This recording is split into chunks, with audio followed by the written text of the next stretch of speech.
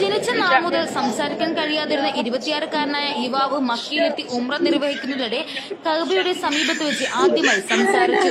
യാ അല്ലാ എന്ന് വിളിച്ച് ബദറാൻ എന്ന ജോർദാനിയൻ ഉംറ തീർത്ഥാടകനാണ് മക്കയിൽ വെച്ച് അത്ഭുതകരമായി സംസാരിച്ചു തുടങ്ങിയത്.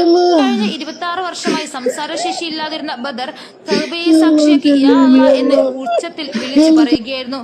കൂടെയുണ്ടായിരുന്ന ബന്ധുക്കൾ പകർത്തിയ വീഡിയോയിൽ ഈ വികാരനിർഭരമായ നിമിഷം വ്യക്തമാണ്. തന്റെ ജീവിതത്തിലെ ആദ്യ വാക്കുകൾ വിശുദ്ധ മണ്ണിൽ വെച്ച് പുറത്തു വന്നതിന്റെ സന്തോഷത്തിലാണ് ബദറും കുടുംബവും. ദൈവമേ, നിന്റെ കാരുണ്യത്തിന് നന്ദി എന്ന് ബദർ പിന്നീട് ബുദ്ധിമുട്ടില്ലാതെ ലഘുവായി സംസാരിക്കുന്നതും വീഡിയോയിലുണ്ട്.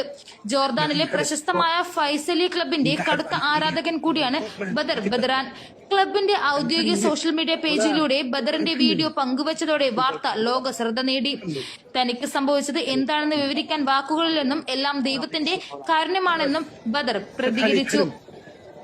News desk